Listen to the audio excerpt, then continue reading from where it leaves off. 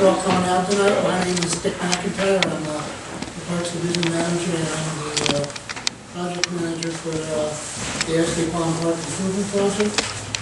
Tonight's presentation will be led by George Radovich, who is the senior consultant for the firm Site Southwest and landscape architecture and planning firm in Albuquerque. George will be providing an update to detailed information for the project as it approaches the 90% mark and 90% design. We are following a concept plan that has been approved by council. So please allow George to complete his presentation. When he's finished, we'll open the floor for questions. All right, George? Thanks, Dave. I just want to make sure everybody got one of these, which is a comment card, if you have any comments, and one of these, which is the presentation. So you can see, if you look at the presentation, that it's pretty short. Some of this information, I'm glad to see some new faces tonight, because some of this information, very similar to the information we've shown in the past. The plans are at a much greater completion level at this point. And so this is kind of a Reader's Digest version, if you will, of the plans, because we wanted to keep the technical side as much as we could out of tonight's meeting and talk about the specifics of the design. So, with that, so this is the concept plan that Nick mentioned.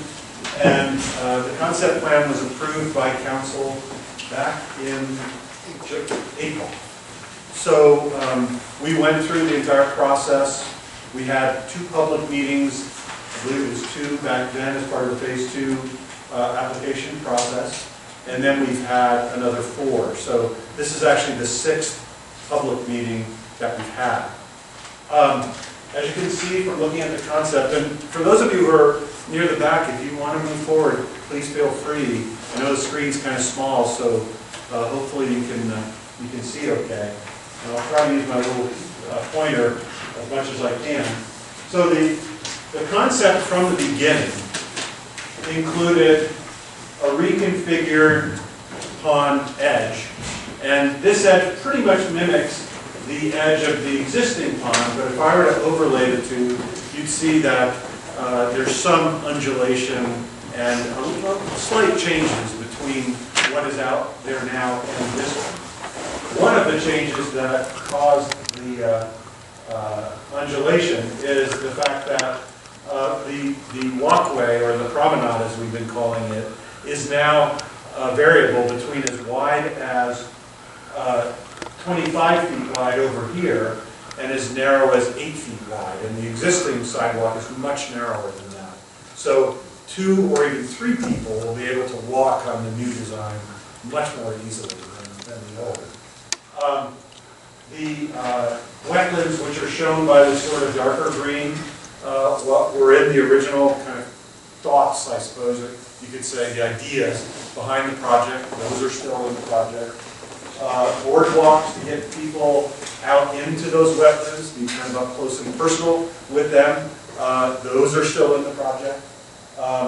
We have kept a little fountain that's right in the center of the pond now. It really doesn't do anything for aeration.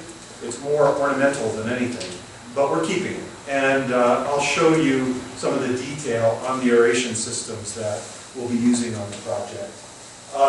And by the way, I forgot to mention this, I apologize. I'm not doing this alone, we're not doing this alone.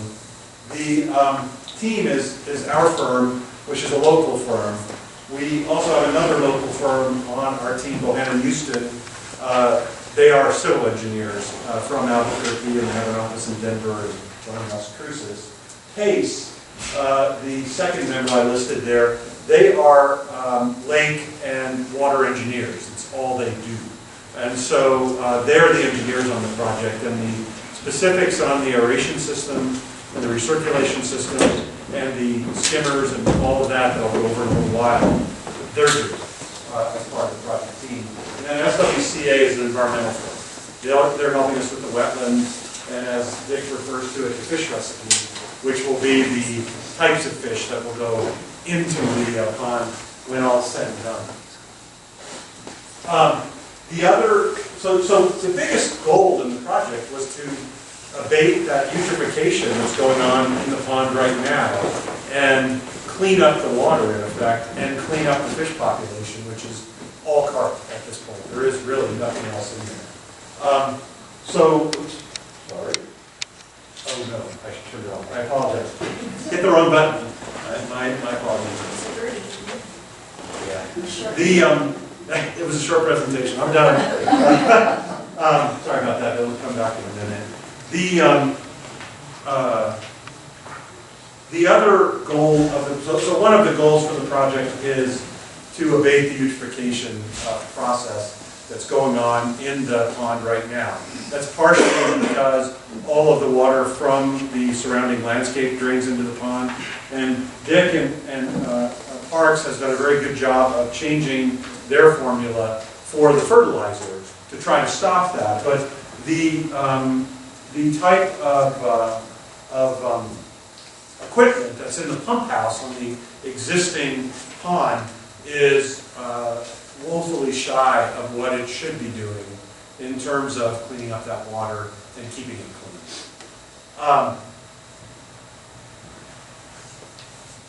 Okay, it turned itself off. Now turn back on. So it'll be right back.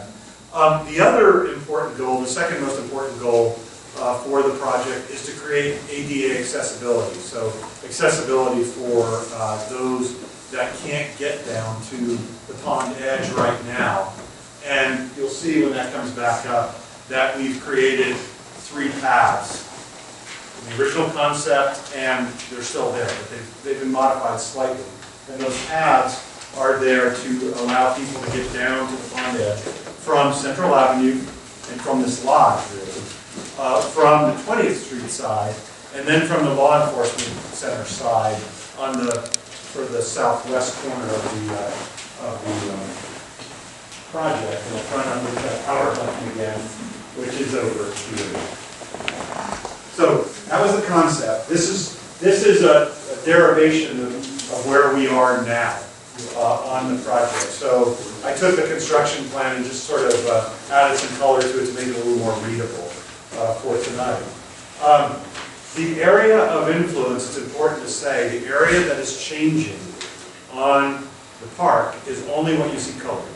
The rest of that area will remain untouched. Now, I know that Dick and Parks is planning to update the irrigation system that irrigates all of the turf area around the park, but that's a separate project and it's not going to change anything other than make the turf irrigation more efficient. So you'll see from looking at this one, the ADA paths have changed a little bit. This is the ADA path on the southwest corner. This will be the ADA path that goes up to 20th Street. And then this one, you can see is slightly different than what we had here. Originally, we were just going to provide accessibility to a set of parking spaces near the community building across the street. Now, sorry, wrong direction. Now we're providing an ADA path up to the top of Central Avenue so that it would be easier to get to from Fuller Lodge and from Central Avenue, not just that parking lot. And in order to meet the American with Disabilities Act, it had to start here and wind all the way around up to the top. And we still created some connections to that parking lot as well. Now, you'll see some construction going on in this area in the very near future because Parks crews are going to be doing that part of the project themselves. So that part of the project won't be contracted out and it'll be done in-house. You might also notice that there's a little platform right up here on Central Avenue. It'll be right outside, really. And that platform is about 10 by 10, and it's there to create a kind of overlook to the park. And I know that Jamie O'Rourke and her group, which is LA Walks, is planning to put some interpretive signage up on that overlook. And there's Jamie back there. Hi, Jamie. That will be on this edge. So as you oversee or overlook the park, there'll be some description of Fuller Lodge and the park itself and the significance that it has to Los Alamos.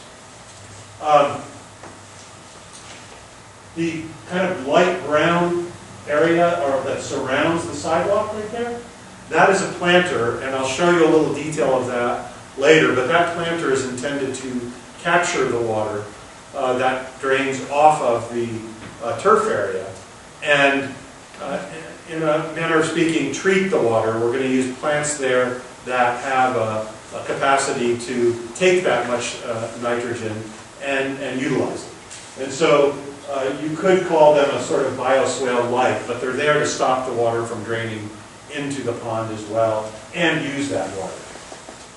The pump station, which is shown by that little red square right there, will remain where it is, and I'll go over that in a little while, but that pump station is going to be expanded a little bit. And that's because we'll have two pumps in that pump station, one for the pond itself and the other for the waterfall that will cascade down on the sort of northwest corner of the pond itself, and I'll show you that in greater detail in a minute. Then the southeast, almost east corner of the pond has a stage venue in it. That also, if you go back and look at the original plan, was always there. And that is actually probably, in terms of our design, that's lagging furthest back. We're working with a manufacturer to develop a shade cover, a cover for that stage that will hold lighting, and also it'll be set up for amplification for speakers and such during events. We're just getting the plans from the manufacturer on that stage. But the reason it's taken a little while on that is the stage cover is actually going to be pre-manufactured and designed to be taken down. So the stage will be just simply a pad of concrete that could be used for picnicking or just sitting during times when an event isn't happening. And the cover will be taken down, and actually I think Dick's planning to store the cover somewhere in Fuller Lodge. Somewhere in this vicinity. So it'll be taken down after each event and stored and then put back up again. So we're trying to make that as simple and easy as possible for his crews to put up and take down. So that means that people won't really know that that's a stage there, except when there's a show going on. Correct. There won't be walls. It's basically where the ramp is. That's right. And it's basically where the ramp is for the ducks and the geese now. So that's pretty much the layout. These are still the wetlands. They are in two levels at this point, and I'll show you some drawings of that.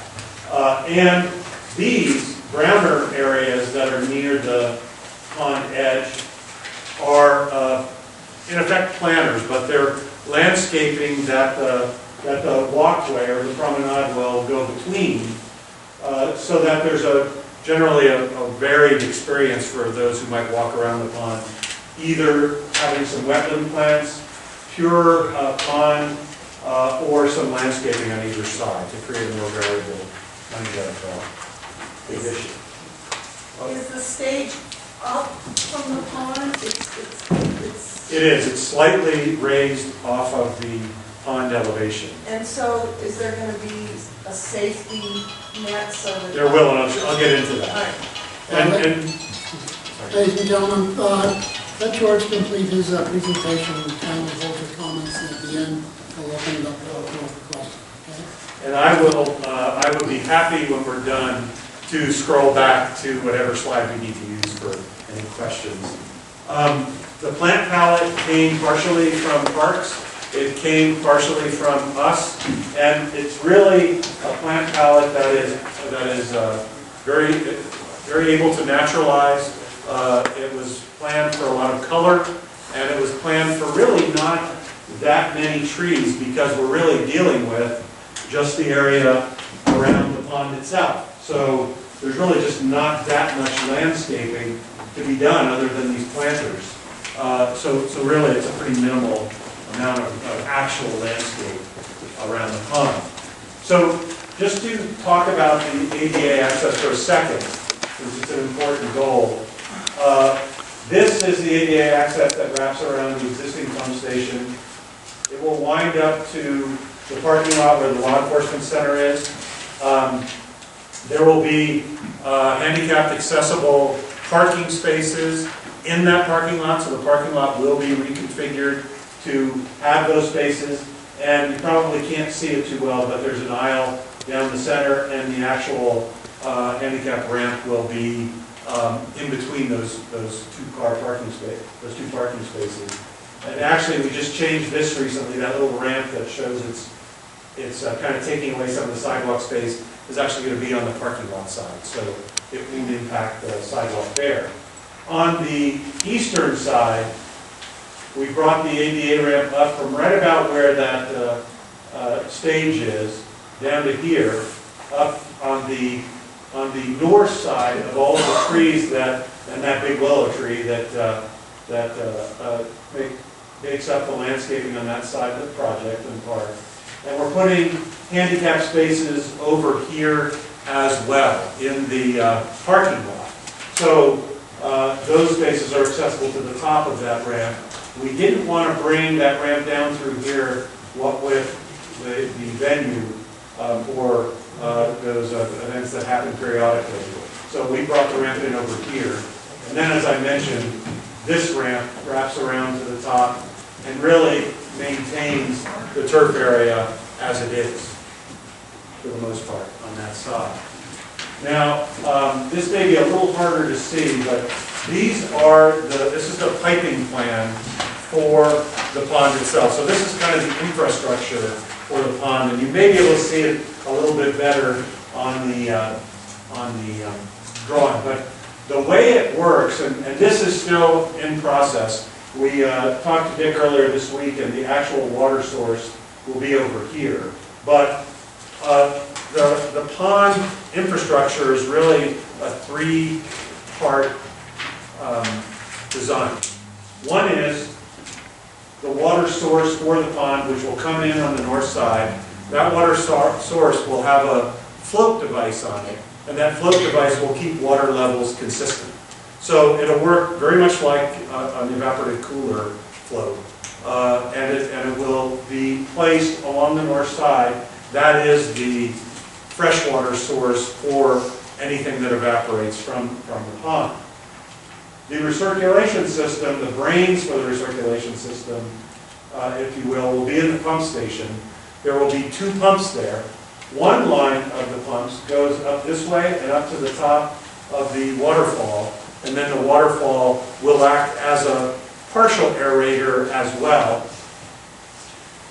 The other pump will control a series of water recirculators here. So on your drawing that you have in front of you, it's the little dot that's on the plan, and that's where the water will be released. And the water is being released into the pond both through the wetland areas and into fresh, just open water areas like this. Now, the water that will be released, and it's just a recirculating system, is captured at the deepest part of the pond. And by the way, each of these lines represents a contour in the pond, and the pond is 5 feet deep. Right now, it's 4.5 feet deep, so it's almost the same depth as we planned it, as it is right now. And that will easily be able to be at a depth that, the way we're planning this intake for the recirculation system, it's on flexible pipe, so when it needs to be cleaned, Dick's crews can go out there and lift it up. It's only 5 feet deep, clean it, and then put it back down into the base of the pond. So the water will circulate from here to the pump, and then either to the top of the waterfall or around the pond here and around the pond here. You can see that piping as it's shown. Now, there's another part of the recirculation which is going to help Dick's crews in terms of keeping the pond clean. If you've ever been down to the pond, especially in the spring, you'll notice there's a lot of debris and leaves and that kind of thing that kind of circulates over to the eastern side of the pond here. And so you may have noticed that the wetland has a little indentation now. It didn't on the concept. These little triangular symbols here, here, and here, and we're actually adding one here, are skimmers. And they work just like a skimmer device on a pool, much larger. Each of them has a basket in it. And the skimmers will use or will take up about 75% of the circulation. So about 75% of the water that is recirculated will go through those skimmers so that the water is drawn towards them. About 25% of the recirculation will come from the intake at the base of the pond. And because the waterfall is over here, the water will be, it'll just add some oomph to getting the water over to those skimmer devices, and you'll notice they're all on the eastern portion of the pond. So that is the entire recirculating system. Then there's a compressor, and the compressor is also in the pump station. The compressor has an air line that goes from the pump station, you see the little dashed line there, to this point. And then there's a flexible hose that goes out into the middle of the pond there, and another flexible hose that goes out into the middle of the pond there. They will be subsurface aerators, so they're going to be at the base of the pond. You'll see a little bit of water circulating up, but those are much more efficient at keeping the pond water from eutrophying. And that is the aeration system. The little fountain will still be put in the pond. As I mentioned, it's more ornamental than anything. And then some of the aeration will occur in the waterfall itself. But really, the lion's share of that will occur through these aerators here. One last thing is there will be filtering in the pump station. A large part of what's causing the eutrophication now, and probably many of you know, is the fish themselves.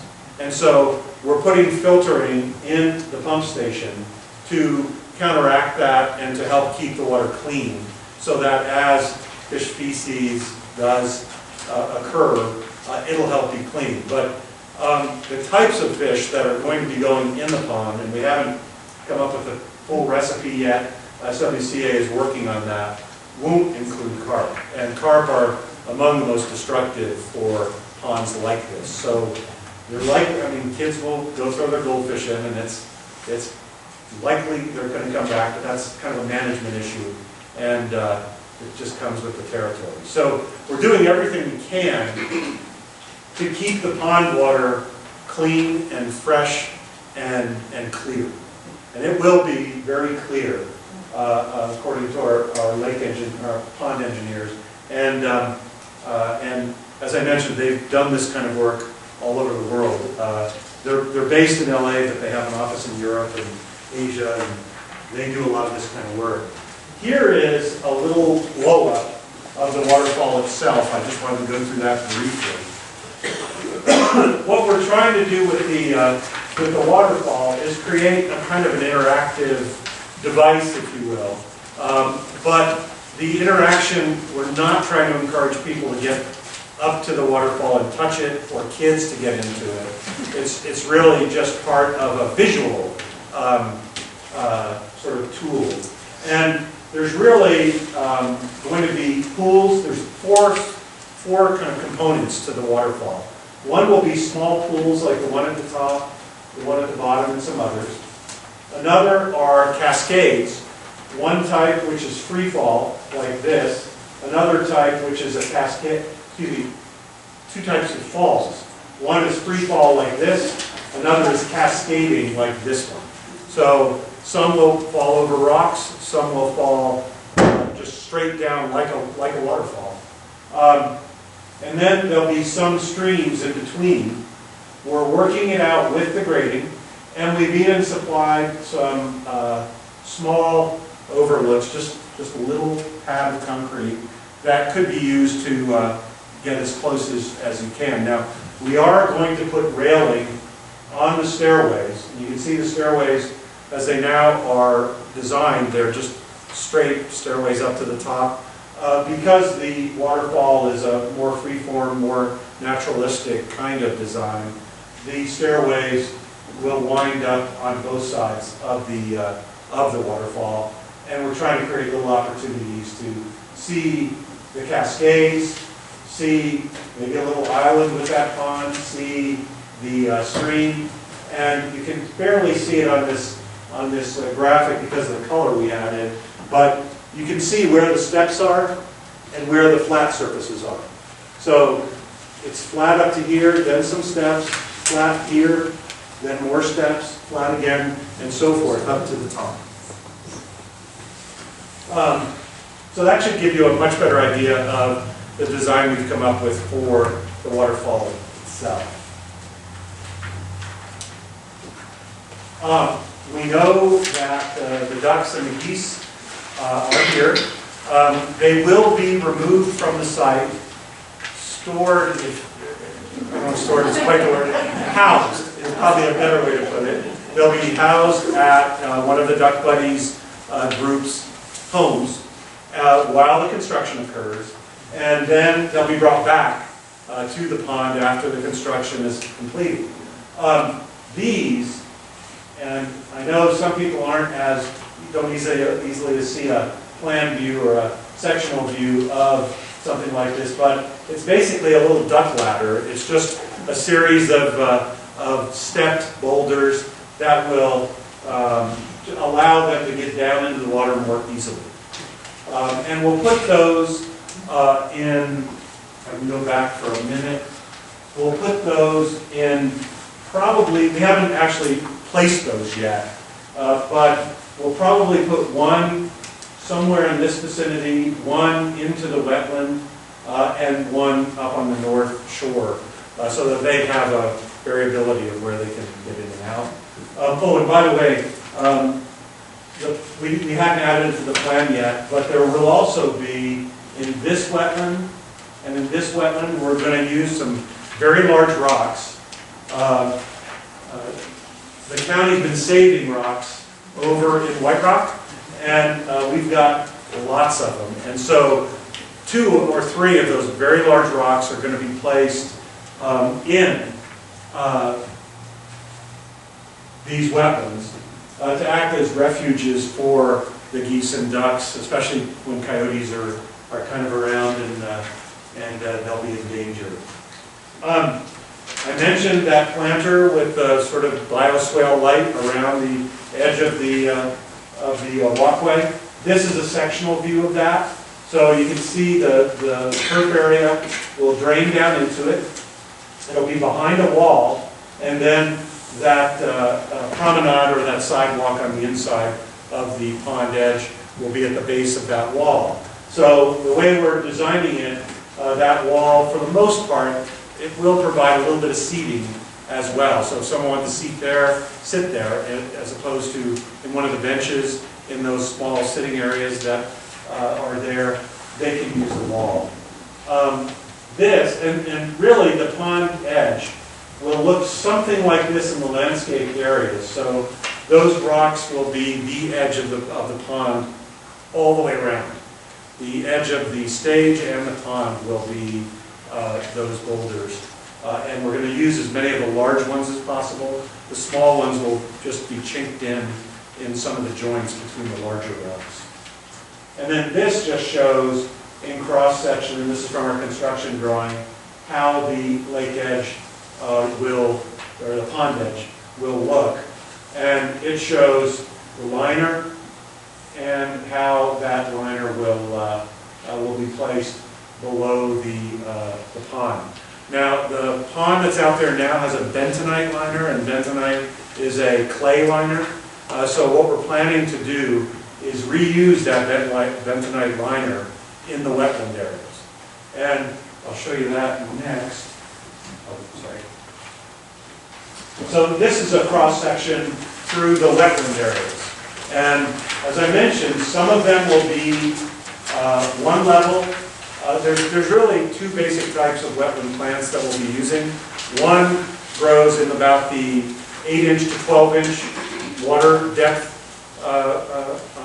situation, and the other grows in up to 24 inches, 18 to 24 inch of water. So in some areas we'll have one layer, and in others we'll have two. And all of them will be sort of encased with curves. Those curves won't be seen, and it'll eventually drain through those, through a natural action, just right out into the open water. And because it's 5 feet deep, you won't see any wetland plants in that open area. So we're sort of building into the design where those wetlands will occur and where they won't. So we can plan in where the open water will occur and where the wetlands will occur. But again, all natural with rocks used to create those separations and along the bulkhead of the pond. Someone asked about the stage. The stage that's been selected, this is actually the manufacturer, and it's called a Warner stage, or Warner stage cover. It's manufactured, they're pre-manufactured. They basically have joints here in the corners, here, and so forth in the back, and those just unlatch and then come apart. And it's basically in two pieces. One is the structure itself, and the other is that covering. So they'll put up the structure and then put the cover on top of that. We're also working with an electrical engineer so that the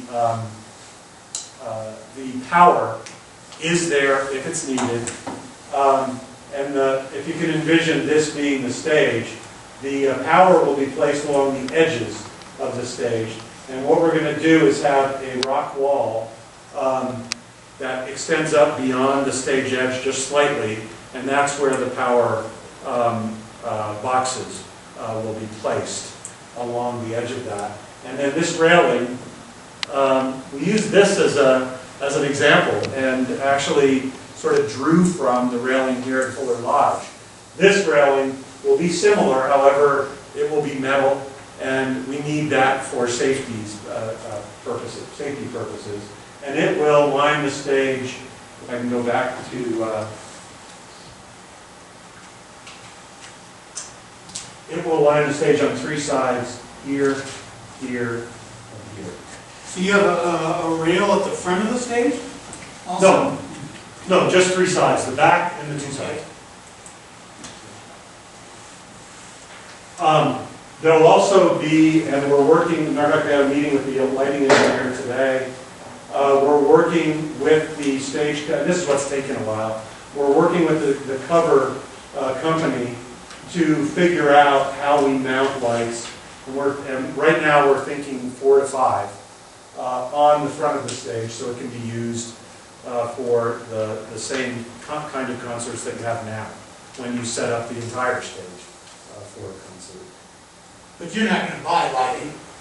The lighting will be part of, the way we're thinking right now, the lighting will be part of the stage, so that it will be built in, so that we were worried about having to snake wires through the those. Let me just go back to that for a second. We were a little worried about having to snake wires through the trusses and the columns for the stage. So they'll be built in. It'll probably be conduit. They can be used or not used. There'll be a switch down on the stage level, and if whoever's up there have their own lighting system, they can use their own. This is just there for maybe if there's a poetry reading or something other than music or something like that. Is the stage still under discussion or is it done deal? We've been designing it, and we're at a 90% level of design, so it was approved by council, and we've been moving it forward.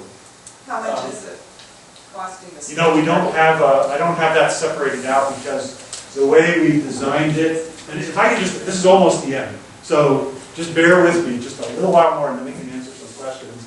The boardwalk we're using is a pretty innovative system for boardwalks. Instead of it penetrating the liner for the pond, it sits on top, actually. And so each of these platforms, because they're a spread type footing, they sit on top of the surface of the pond, and it's a much less expensive system, and if there are problems with the boardwalk, they can be taken up very easily and repaired. So that's the boardwalk system we're using.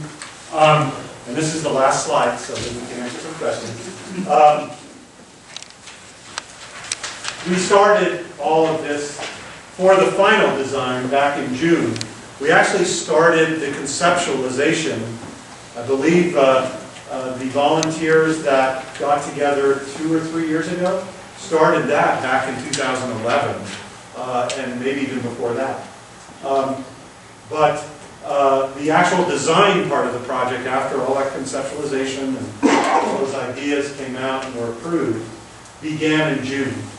And we got the survey in August, and we've been working through the process. Excuse me. This is the 90% meeting today. We're planning to bid the project on January 4th, so we bid right after the holidays. We'll be asking the contractors to have their bids ready for review by the 24th of January. Then in February, the award of the bid will occur, and the construction will begin in February and work through the summer, and the construction will be final, it'll be complete at the end, well, the middle of August, on August 15th. So that is the schedule as it now sits. And I will say that this whole project has really been about a 2-year process. We're just nearing the end of it with the design stage right now and the construction stage. And I believe that's it. So your question was, and just answer hers first and we'll get to you, is the stage a done deal? Right, I'm not into having that stage there, and I don't like the idea. And I'm the 99% that doesn't want the stage there. But if it's a done deal, Ladies and gentlemen, we're following the approved, plan approved by council, and that's what our focus is on. Okay, and so then I was wondering, is there going to be a noise ordinance? To be less noisy this way than it was. I'd like to say something, I don't know who this is. Well, hold on, she had a question first. And then we'll get to you. But I just wanted to tell this forum that I did in 5 days prior to the last council meeting, not just last month, but 2 weeks ago. I did present council has been presented with 202 signatures of residents that are opposed to the stage. And I know that many people think that that's the 1%, but I just want to know that when I talk to people, I only met with one person, and I was just talking to people. I wasn't talking only to my friends, you know, and I had only one person tell me that they liked that location. I had 3 people tell me that they did not like the location, but they preferred it to no permanent stage at all. They said, well, I'd rather have that than continue using the temporary stage. I had 4 people tell me they didn't like the location, but couldn't sign the petition because they didn't have any employees. At least they felt that way. I don't know if they could or couldn't. I had about 10 people tell me they wanted to think about it. and the other 202 signed it. So, just, so you know, it's not a, it's not a, at least from my experience, it's not a small minority of people that don't like that location. It took me only 5 days to get 200 signatures, and that was basically me doing it by myself. So just, so you know, I understand that it's been in the works for 2 years, but The stage hasn't been there for 2 years. Okay, ladies and gentlemen, this is, again, it's an approved plan. George's charge is to develop working drawings and bid documents for the approved plans. That's not in our purview to make any substantial changes like that. That's something that you can deal with maybe a council issue. But right now, we're discussing and explaining where we are in our design and the details in that. So if you would please keep your comments directed towards the details and the things that he's been presenting. We appreciate that. Thank you. you know, Counselor Stover. If I can just. Counselor Stover said last night, when she announced that this meeting was tonight, I clarified that it was only informational and comments would not really be taken, because that's what Harry Burgess has told me, that's what was in the paper, and she said, no, you can give your comments. So, I mean, whether they go nowhere, I think they should at least be listened to, whether they don't. As Dick mentioned, go anywhere. because we've, I can't really think of an analogy, but if you were to buy a car, and that car had options, and you ordered that car ahead of time with various options on it. Once you ordered that car, the car would start to be made with those options in wherever the factory is for you. It would then be made, shipped, and you would get the car. We're at the stage in the design where the car's close to ready for assembly. It is at that stage of the design. So I think what Dick was saying is that we're here for comments, absolutely. But the comment would be something more akin to, say, you don't like the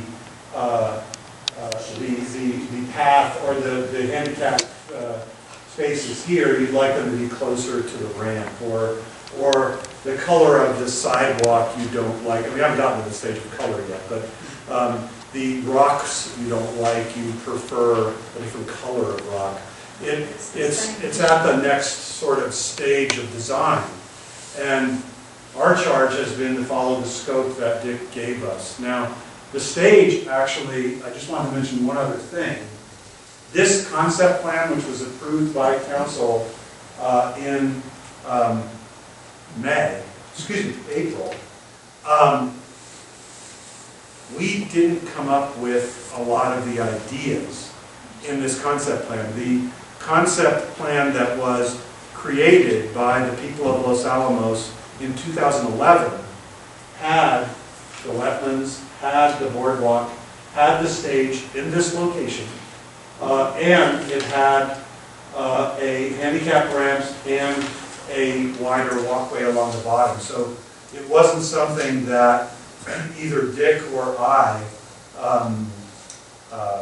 fabricated. It came from a design that the people of Los Alamos put together.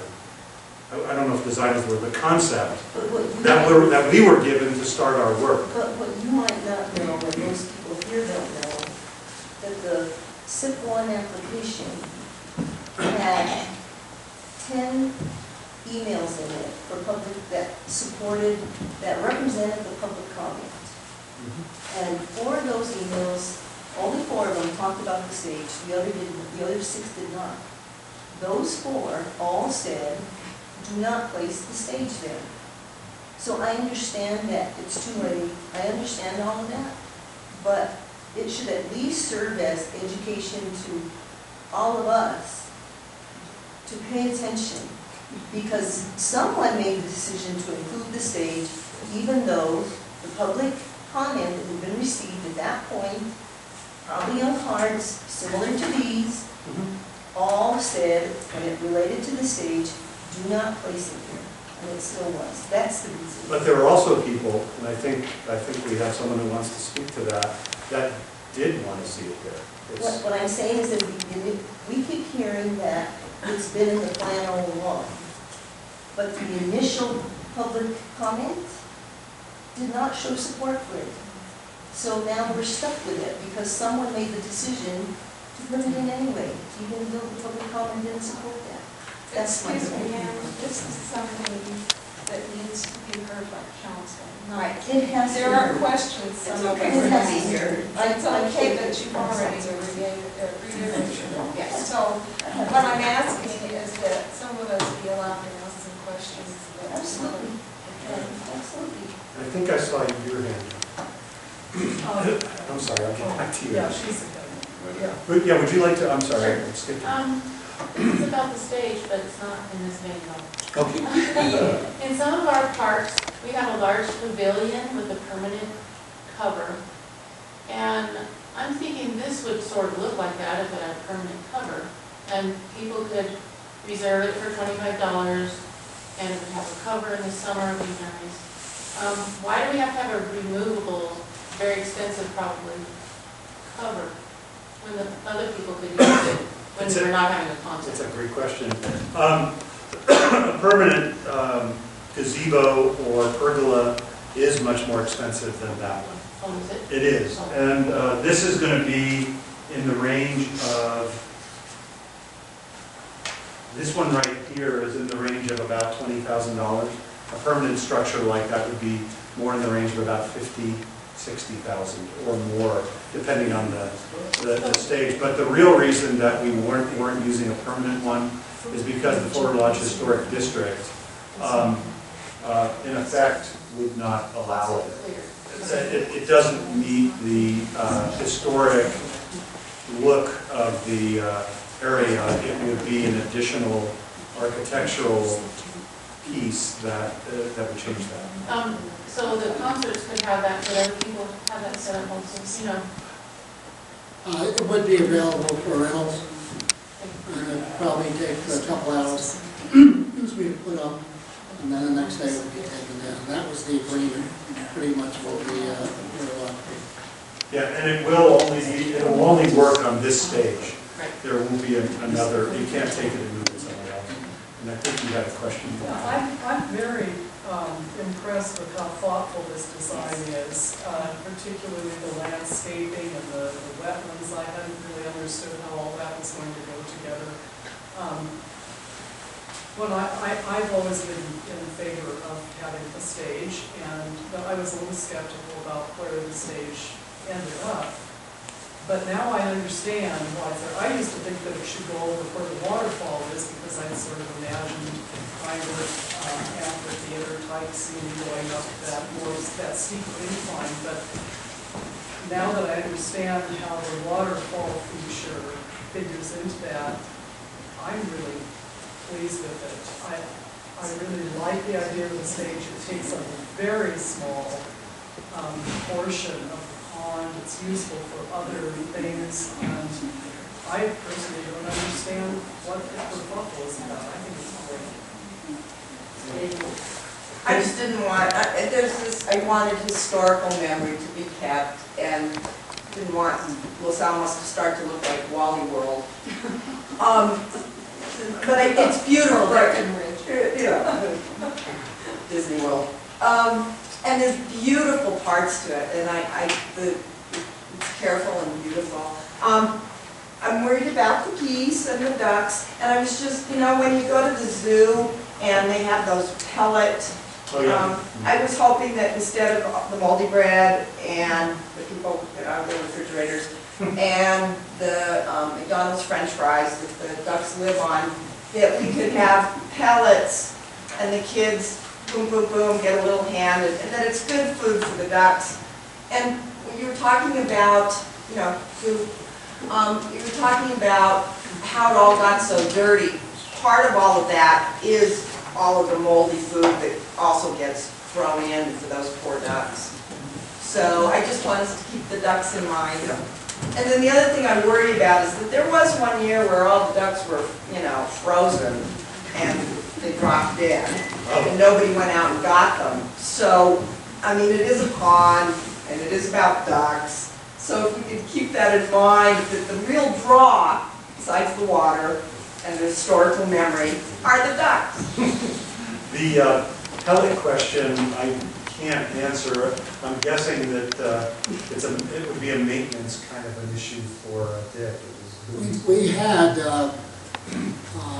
some years ago, actually I found one of the pellet machines when we moved from the old annex places. And you put a quarter in and you get these little things. With the duck buddies, there are right now, there are 13 ducks, 2 geese, and that's what the population is going to remain. That population doesn't have an effect really on the pond. We can put the pellet machine out if we can find it, find a new one, and that's something we can consider. It's not a big deal. Yeah. You can make as many signs as you want, and you get a sign pollution. Don't feed the ducks, don't feed the ducks. The worst offenders are the duck buddies. They feed the duck all the time. So if kids are going to do it, there's nothing that we can try to discourage them. But rather than put up a bunch of signs, say don't do this, don't do that. It's just something we'll have to live with. And I don't know if the Duck Buddies group was actually in place when the ducks froze. I don't know. But now there is that group, and they're there for the ducks and the 2 geese. And so one would hope that, if we had another freeze like we did 8 years ago, or whatever that was, that they would be out there. I think that's why there are duck buddies, because of that. Oh, there you go. I think you have your hand up, and I'll get to everybody. I appreciate your thoroughness and your sharing this time with us. It's fantastic. 3 quick questions. What is the width of the waterfall? The width of the waterfall. The ponds are in the range of about 12 feet wide. The streams are in the range of about 3 to 5 feet wide, and they undulate. And the waterfalls will have I think we have the grading lines on the line. There's about 12 feet of elevational change, 12 feet of difference from the top to the bottom. And and you can probably see them on your handouts, but these lines that go through actually have elevations on them. And so it shows how the land will be sculpted to accommodate those. But these falls are in the range of about 5 feet wide, each of them. Some of them are bigger, like the really cool one right there. The island is about 6 or 8 feet wide, so it's generally between 3 or 4 feet wide at the narrowest, and about at the ponds about 10 or 12 feet wide at the As I see this, the sidewalk is there, the gray squiggle, does it go under the sidewalk? No, these steps take up grade underneath the squiggle. If you mean the contours I was just talking about? No. Right on the edge of the pond, coming out of the last, right in the center, on the sidewalk. Both skis are. This. I'm sorry. That is where the waterfall will deposit into the pond. And so it'll be a bridge over that. Nice. And we haven't decided material yet. We're talking about some sort of a metal bridge or something like that. So you'll be able to see through to where the little stream goes through underneath. Simple question, the location of the placement of the fountain in the pond, will it be in the center again? It'll be in almost exactly the same place generally. And third question, will any of the pond landscaping and wetlands be in? No. The only, and that was another issue for the Fuller Lodge Historic District. There is no lighting at the pond now, so that was one of the requirements that came from them as well. So the only lighting that will occur anywhere is temporarily when the stage is used. Fair enough. Thank you very much. Absolutely. And I think you had your hand up first, and then I'll get to you. First, I agree that I'm impressed with how well thought out this is coming together. And my question is, the contingency, say, for a 100-year rainstorm, I mean, or the perfect storm, what made me think of it was when you had the boardwalks. Could the water get deep enough, but then they just start floating, around if things get out of control. They are tacked down. So however, the civil engineers are still working on the project, but the difference in elevation between, this probably shows it better, the top of the sidewalk and the pond itself will be about 13 to 14 inches. And that will vary based on how the irrigation is, whether it's running or not. We don't have the 100-year storm calculation figured in yet. However, given that this is, we'll be able to answer that, but given that this will be in about the 18-inch to 2-foot range, and then the slope of the lawn beyond that, and then beyond this, there's also the drop here in the edge of that sidewalk down to the pond elevation itself. I don't think it'll be a problem, but again, I don't have those. We haven't gotten there yet. The civils are still working on that part of it. I will mention one other thing though.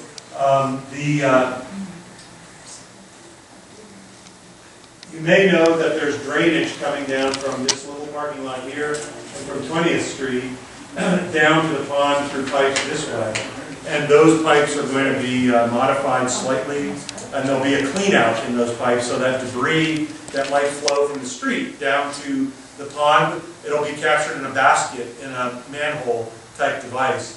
And Dick's crews will be able to get out there and clean it out. So we'll stop any clogging that might occur otherwise.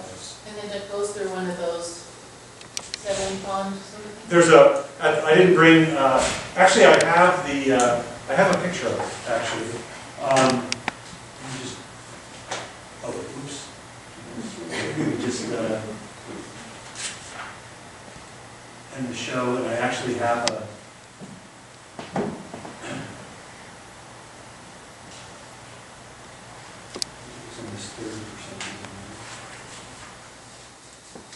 This is what that device will look like. So it has a little settling area here, and then a basket to catch all of the debris. And the crews will just go out with a handle and a pole and pull that basket out, clean it out, and then it'll be clean again. And the way it works is the water that comes in drains into it. There's a little manhole on the top. It gets collected in that basket, and then the clean water, which is at a higher elevation, flows out into the pond. That, again, is only going to happen during storms. It wouldn't happen at any other time. I think you had your hand up first. Yes. I was one of the co-founders of the advisory board to the historic district, and the historic district commonly works with the state historic district, and the state historic and cultural places is what registers this building and this historic district. My husband's uncle ran the first water pipe that kept it full. Wow. With, of course, other ranch school members. And it kept it really full to the rim, which is where everything gets level. That's how big the pond used to be. I'm very disappointed that it isn't going to be deeper, because in the early planning it was. And that's part of what keeps an area clean. The other thing is, I'm hoping that the actual capability of this is to have natural heinous fish in it, trout. I would hope since and this is somebody who used to get out in a rowboat and pick up the trash at Denton Lake, and it made people feel very bad because I was a kid. So I'm looking at this in comparison to what exists in a forest in the Hills Mountains. I'm looking at it especially during this 20-year drought we've had in terms of how friendly the coyotes have gotten, how brave they've gotten along the mountain lines. And I know a woman who has had a mountain lion on her roof. I know that there have been coyotes going through town more regularly with less fear and deer, and that your wetlands, which I like, by the way, which I like, even though it never in its natural state had its own wetlands. But I like them. What I don't like is that the coyotes are going to have a heyday because you have, and so are the kids, because you have boardwalks that let people walk into them. The ducks will not nest where people can walk into the wetlands. And you also have, I'd like, one question I like is, what is this dark reddish line that also goes beyond the boardwalk? That is supposed to be something, the edge of the wetlands? Oh, you mean that line? Yeah. That is the boardwalk. Oh, well then it's. This is the boardwalk, and so is this. Yeah. I thought it was the little brown thing that was closer to Oh, right the here. walkway. No, it's this. And this is something that is going to be We get to the more threatening than most people who are used to just regular city ponds would guess. It is, we, in fact, while building, community building was over, not, municipal building was over here, the ducks were nesting across the road.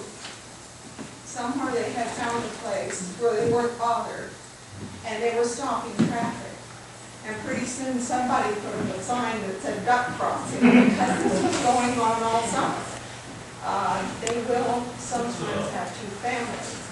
And so pretty soon the little ducks were coming across, and it had everybody concerned because it's a 35-mile-per-hour zone through there. And they weren't nesting over here where it's nice and green. I don't know what they Like it found. shows there. But the rocks and I'm going to pick less on the rocks than the boardwalk. But as a teacher, ex-teacher, I'd also like to know what makes you think kids are not going to be on the rocks and the boardwalk. So you had about 6 or 8 questions, or? No, I had Really, that's the comments that went with safety, and why you think the boardwalks are okay. And based on what I know about living in the mountains and what I've seen in 36 years here in Los Alamos, I've seen this, a healthy pond when there was less done to it. And there were no carp in it. And as time has gone on, it's gotten a little fancier and then it gets more complex to keep it normal. But I don't think the boardwalks are really an addition. I think they're going to be a disturbance. I think people are going to fall off of them. I think children are going to try to fall off of them. I understand how it is because I lived in a recreational area. And this is going to be a beautiful site. But it reminds me more of someplace like Breckenridge than Los Alamos. So it's in a historic district and it does not look like it's historic. So has the county done a risk assessment on those? Well, let me before you do that, your risk assessors within the county are fine with the boardwalk. They didn't want us to allow anyone to get up close to the waterfall. But the boardwalks will only be a few inches off the surface of the water, so it's not like there's going to be a big fall, but there will be a depth within those within those boardwalks of up to about 2 feet, which will be in wetland areas. And you're right, if I were a kid, I'd probably be jumping, I wouldn't be falling off the boardwalk. I'd be wanting to get up and into those. But why wouldn't they just jump in from the side? They They can do do that. sometimes. They do now. They do now. Maybe Dick can help answer that. I can answer you. The bird, the ducks, the agreement with the duck buddies is all the ducks are male. So we don't get to see babies anymore. I don't think we're gonna, well, people put ducks there. That's what, to limit that, and that's what they agreed to. Two more questions, Rick. So I think before you had your hand up, you had your hand up. I live across from the movie theater. Should I be concerned about the noise from the music performances? It'll be less than it's been the last number of years, though. It's actually going to be. Right now, I think there's a protection, where it's being held. And I don't know if it's being moved now, if that will go away. Actually, sound travels like light. And so it's line of sight. So the more you can see, if you can see towards, in this case, speakers, you can hear those speakers. With this configuration, there's about 12 feet of drop, generally, from the edges of the park to the pond edge. So, in effect, the bowl shape of the park will abate that line of sight from a noise perspective. So I think it would actually be less than you hear now with the stage set up here on the top of the park. And I think there was Can I talk? I really have to leave. Okay. Excuse me. First of all, I have a lot of sympathy for you, and if that's true, I got the feeling it's somewhat true, and that's terrible. And I don't know what you're going to do about that. And does 90% mean that it's pretty much a done deal, Dick? If this is a done deal, or does the county council still have a chance to say, The no? next time we go to the county council is when we go for approval of the bid. Okay, a few other notes there. I think it's gorgeous where it's going to be. The sound is going to be much worse, much less than it is. I mean, we're playing towards your house, and now we're playing towards Yes. the Ambulator. So that's going to be much less. The ramp down to the stage, how wide is it? Can vehicles turn around at the stage so that the stage props and instruments and equipment can be unloaded, and then you can turn around and drive off? Good. If you notice, this handicap ramp on the drawing Yeah, is much wider than the others. good. It's 9 feet wide, so it's the width of a lane. And we'll be able to turn around somewhere and get out. Russell, we talked about that before, Yeah. We drive our big mowers on that at least once a week, an occasional van or something like that that has to turn around, maybe it's stuck or something on the grass isn't gonna hurt it. We should have plenty of access to get in there and get out. Okay. And there's also a ramp up to the top of the stage right here. You can see it. And then there are steps along the front. Okay. People walking, I know this was one of your questions. People, or a number of people have said, what about people walking around the pond, as they often do at the concerts? How are they going to be able to continue that walk without walking right in front of the stage?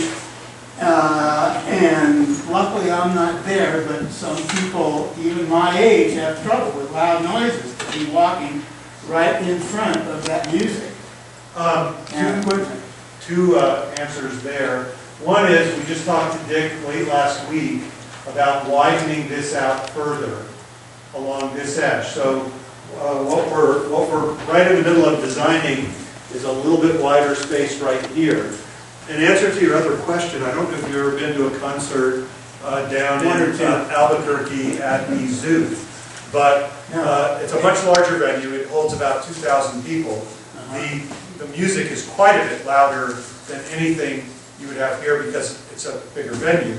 And this exact arrangement with actually a smaller walkway is what you walk in front of the stage to get from one side to the other. It is the circulation route. So that bandstand down there, it's set up exactly the same way, and I could probably find other precedents for this kind of arrangement. And I don't know if that makes you feel any better about it. It makes me somewhat, yeah. So, Russ, just so you know, sorry, Yeah. that was one of the comments I received. was Right, I that know. people didn't like the bio park because they Oh. couldn't see the. Oh, really? But- Well, the reason they can't see at the biopark is actually the trees. No, There's, they said people walking. oh, And I'm just reflecting what I was told during this process, not, like, I've never been to a bio park, so I have no idea. Well, I think we'll be higher up, the music, the stage will be higher yeah, up. actually at the biopark what happens, and the trees are a problem because at the biopark they planted, I mean this whole area is just totally saturated with cottonwood trees. But the other thing that happens is the stage is actually at a high point and you fall away from the stage in elevation. So you're actually looking up at it, not down at it. And so someone sitting up here will be able to look down at the stage and be in effect above that circulation. But that is when something. In just a second, I think we still got two more questions. The electricians you have, do they know that much about concert? We're production? working with, it's actually been very difficult to. I know, I heard about that. Yeah, so we're working with them. We're right now, what we're designing is the infrastructure for sound and lighting, but not the sound and lighting. So it's Right. really just going to be power, and there aren't going to be any amplifiers or cabinets or closets or conduit for speakers or anything like that. We're leaving that up to whoever is actually going to The be electricians that do that. correct, the roadies. I know some people that will be like to bid on that. If you have some names, if you have some names of some of those people, we've called 3 different. I know Rob called you. He did, and I talked to him. Oh, I didn't know that. I did finally. Okay. He said he'd be willing to help, but I don't get calls back too readily. So if you can help there, I would love I to. can certainly help there. Okay, I think most people will be parking behind CB Fox when they go to the concerts and Over not there. walking across the street, so I think that's one thing. We're gonna need power for the vendors, including 220 out there, Dick, wherever that's gonna be. Power for the vendors, where? Vendors during, Vendors on Friday night concerts or any other time. Won't they be up where they usually are? Well, we've never, no, they're gonna wanna be. Well, so over right by- now, there's the outlets that are used for the Christmas lights will be available. Okay, including some 220, so we don't have those noisy dang, generators. So are they gonna be on the grass Yeah, on the grass or right, yes, Or in I that think so. parking lot? that or on the parking lot? sidewalk there. That's, And has anybody complained about the fact that people who are sitting on the grass watching are going to be looking directly into the sun? they won't be looking directly into the sun. Well, The sun is over this way there, we're gonna be playing this direction. see We're the gonna play north that arrow? direction. See the north arrow? That is due north. 20th Street is on a north No, they won't be- side. So they're actually looking almost due north. But you will be sitting in the sun, even though You'll be sitting in the sun. someone tells them on over it. here in the summer. How often do you have daytime concerts? You have, the sun doesn't set till 8:20 in the summer. I realize that. Yeah, But well, the so, sun is setting At 7 o'clock. The sun is setting actually over here, Right. not No. in the direction But of there's this. no trees in that area. Well, and one of the directives we were given in the beginning was really, no one wants to block the view towards the mountains on this side. Right. So that was part of our directive. I personally don't think that's gonna be much of a problem. If you, I agree. I mean, I'm out encourage there you every just- Friday night, I know it was like at 4 o'clock. But you were 3 never o'clock. on that other side of the pond, right? You were always on the north No, side. I've done shows over there also. But not often. No, not all. Just, you probably noticed that everybody congregates under the trees. I never knew why, but now I. That's right. And especially with little kids. They really didn't have stand little on the kids. side. Let Russell continue with his On the questions. side where Huh? they could look away from the sun. I know you need to leave, Russell, there are some other questions. So Sure, okay, thank You you. can, is that everything? Well, I was gonna go through a number of her No, and I problems, would but, like to talk to you one-on-one about those for us. okay, I'll give you a call. Thank you. Thanks, Russell. And I hope this gets done because this is gorgeous and there's plenty of room out there for a couple of thousand people, easily. In this I area? just don't want it to look like Wally World. I don't need to look at all like Wally. I think we'll get there. It'll look like Gordon's World. It's gonna look like Gordon's World and Gordon's Stage. Asking about winterizing, does the pond, is it gonna cover over with ice or does the filtration keep it a pond? These aerators will keep the center of the pond pretty much free of any ice. Also, these recirculating devices along the edge will also be moving water and keeping it free. So it will have a lot less ice on it with this arrangement than it does now. And then just two more things. Yeah. Could we have a couple more trees, a couple more big trees been put in there, just a request. And then, could the geese and the ducks have a little house somewhere where they can run to so that they're not tortured by humanity in Los Alamos? So when you say little house, I don't know, just some little place where they can get out of the free, Get out of a wetland that is not Yeah, for them. I know that they're not gonna be having For baby ducks, decoration, it's but not for the ducks. I just feel like they're tortured a lot. Well, they are. So if they could have a place to hide and their pellets, that would be good. I don't really have an answer for that, but Little house, just a little house on the prairie. Don't they have Little a house We can look place into to that. sit out in the water? Yes. they do. A little- This plan, actually, I thought we hadn't shown the plan with the boulders, but the boulders are here and here, you can see them. That's what it wouldn't be a house, it wouldn't be a cover or a cave, but they are places for them to stay. I think following the last meeting, George, someone had suggested that the stage be put, which I know is probably way too done, but put on pillars so that it wasn't, so that there would be space between the water and the stage, so that it would serve as protection. That was in the comic cards. Oh. But just you, It shouldn't be over the water. yeah. Is it over the water? Yeah. Did you Ducks are want not to- gonna like that. I mean, it shouldn't take All the right, ponds. wait, We were trying to get a very stable environment for Yeah, those that might and I be don't using know what it I for just told sound. someone. We were, the idea of decking over the water was not recommended, especially with all the electricity and all that. With the duck buddies some years ago, we looked at doing some sort of a duck shelter, and it really didn't work. And what was the other one we had? More trees and More pellets. trees. We were gonna do, the Parks Division was gonna do a planting plan, a tree planting plan around the pond that will work with this, but it's not part of this project. And actually, where Dick's talking about is here, Oh. and here, and up in here. So you can't see it.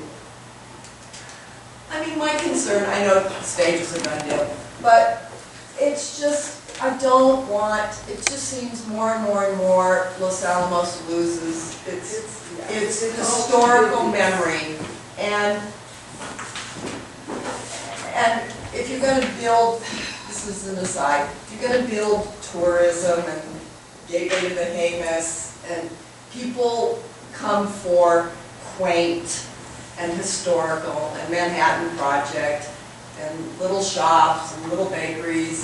They don't come for bigger is better and more is better and, you know, a Walmart in the middle of Ashley Pond. They come for, they I'm come not for quite something following. quaint. I'm not quite, so what you're calling Walmart is the No, I'm just boardwalk? wondering when that's gonna happen. But Oh, I see. It's a I concept. see. so, but, you know, I hope for that we hold on to historical memory and have something of beauty to give to people coming up here, rather than what every other big city has. So should we have the same number of trees that were here when it was a scout ranch? And the same No, I variety? think we can be Ladies and flexible on the gentlemen, trees. Because after that, it was just building. This This man gentleman has has had his a hand up question. forever. Yeah, Sir, just show the conceptual thing. oh, sure.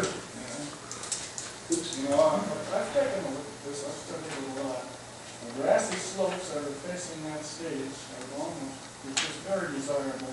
It's a gradual slope, suitable for chairs or letting the blanket down and enjoying the grass.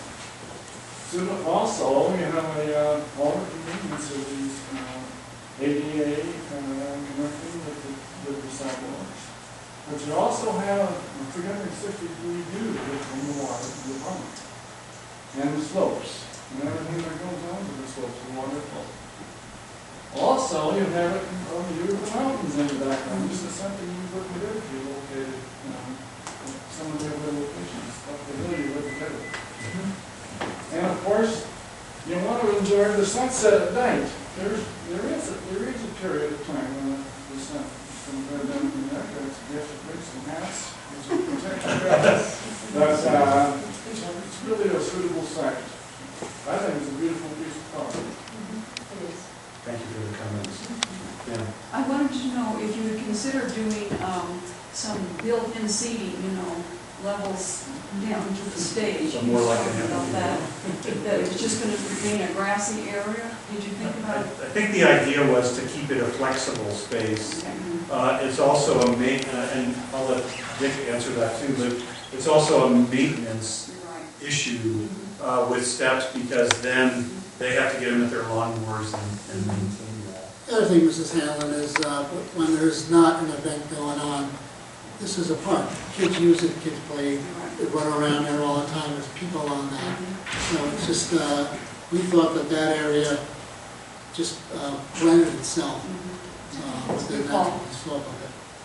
We have any other people who have any other questions other than the ones, can you wait till it goes around I again? haven't You have a question, ma'am? addressed. Let's see the second. Yes. I'm curious if, I know the boardwalks, you said the county has done a risk assessment on them. What about the railing around the stage being, is it 4 inches off the water?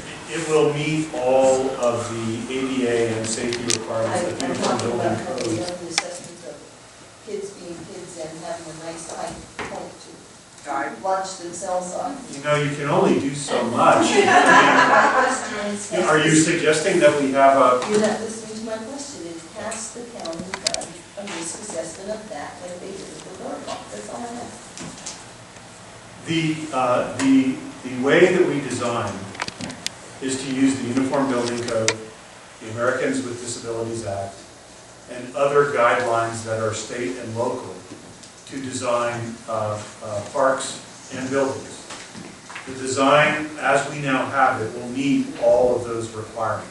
Okay, can I ask my question differently? Sure. Can we make sure that the county's risk management officer addresses that? Can we just, Addresses the railing along the just to make stage. sure that it's not a too big a risk for the county to take as a munching area for kids to jump into the water? That's all in it. I can hear you. She's asking if the risk assessment people at the county can look at the railing along the stage to assess the risk of kids getting up on the railing and using it to jump off into the pond. Okay, I can answer some of that. Got your detail on the railing? Yep.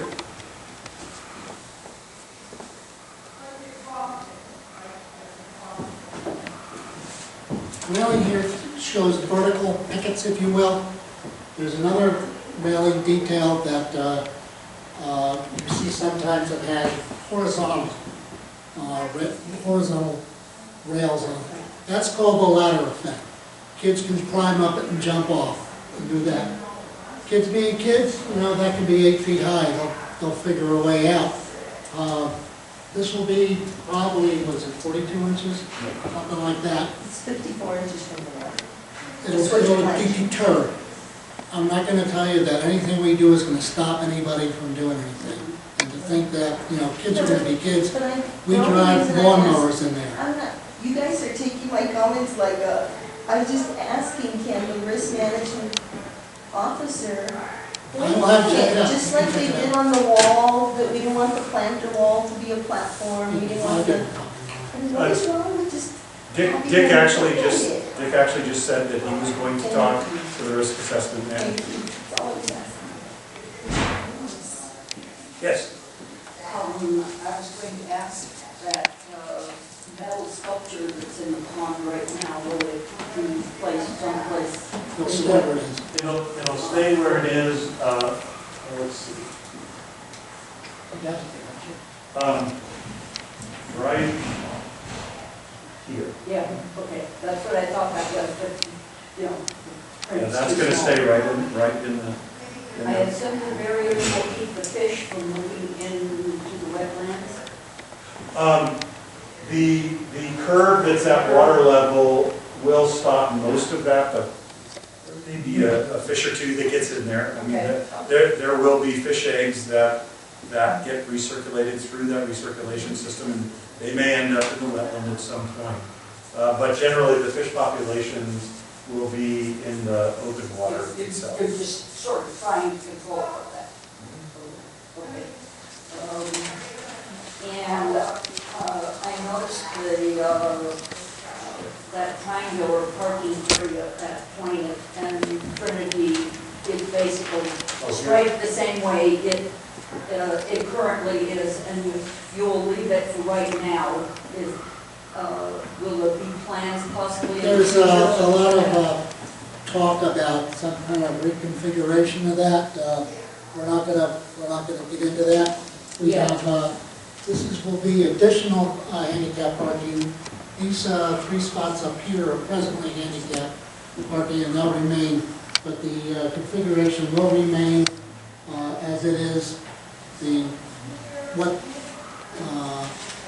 Public Works guys are going to do between now and then when we start work is they're going to use this as a lemon lot. I don't know if that's come through yet, or that's one of the ideas they have for a temporary thing until we begin. Again, this will be a staging area, and then this over here, a third of this lot will be a staging area. So in other words, once the project's done, there is a chance that you might reconfigure that whole lot. We won't, it'll go back, but we'll leave it the way it is. And then whatever Public Works comes in decides to do, if they do anything. With the exception, as Dick mentioned, of the handicap ramps. Yeah, right. And spaces. Two things to talk about fish.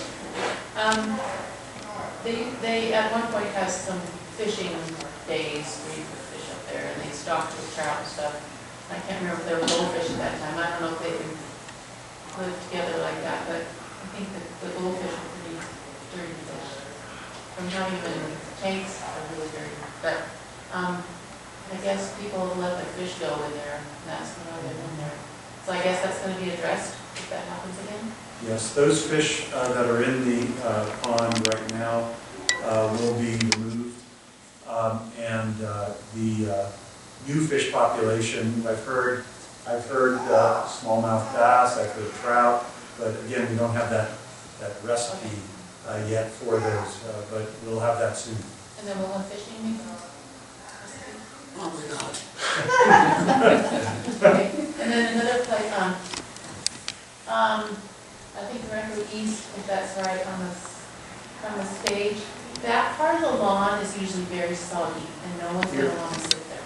Here? Yeah. Is that gonna be, that drainage gonna be fixed, so we don't have that all soggy all the time? Well, as I mentioned earlier, there's a separate design and construction for redoing the entire irrigation system in the grass area. So that will help because a more modern system is more efficient with the way it applies water. And so it shouldn't be as soggy. There is, however, I'm sure if it shows on any of our plans in here, there is a storm drain next to it's somewhere in this vicinity next to that willow tree. And the willow tree, as you know, has kind of crept out and the roots are really surfacing and it's creating a lot of congestion in there. There's really no way to stop some of the water from ponding without taking a tree out, because the tree is creating those ponds by its root system. So under the tree, that's a tough one. So except for there, everything will be better. But the new irrigation system will help to keep that problem down. Is that going to be created at the same time as the pond? That'll be a separate construction that occurs after the pond is complete. Okay. So when they're all done building the pond and building the walks and everything else that's part of that, then there'll be and I believe, Dick, did you mention, Dick, that your crew will actually be doing that? Well, no, we're gonna, actually, George is gonna, his company will do the final layout, and then we'll probably bid that out. So that'll be directly after this project. So I would say by next year at this time, it could be completed, the irrigation. Yes? I have another question that I promise. I'm in love with the whole plan stage, okay, so. We're not questioning it. I'm curious, just how wide is the waterfall and adjoining stairs? Is that kind of The like? entire area? Yeah, like that. It's about the same. The green area that goes from the edge of the stairway to here is just where the disturbance will occur for the construction. So they'll basically be kind of messing it up, and they'll have to put back the grass in the same condition it is now. But the distance from here to here is general. Slide? I'm sorry? Can you go to that slide? Oh, sure. The one that. The distance from, thank you. The distance from here to here generally is the same. However, at the bottom, it is a little bit wider. But more or less, it's a different configuration, it's a different alignment for the sidewalk and so forth.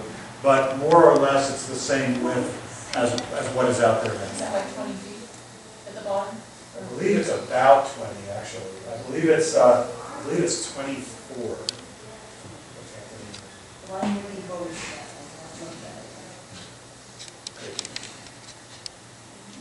Any other, I thought I saw some other hands in the back, but maybe not.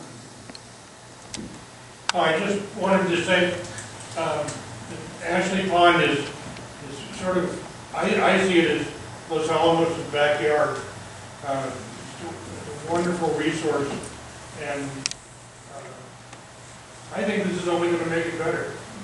I'm really excited about it. I'm a big Gordon's concert fan.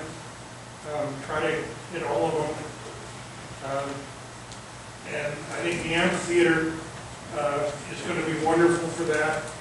The waterfall is, I think it's a great project. I'm really excited about it. Glad to hear it. Anyone else have anything? We thank you all very much for coming tonight. Appreciate it. Yeah, again, if anyone has any comments that are relative to the design, the cards are back there, and please. At some point, Larry will be able to reference these plans on the website. Get it. Probably about a lot.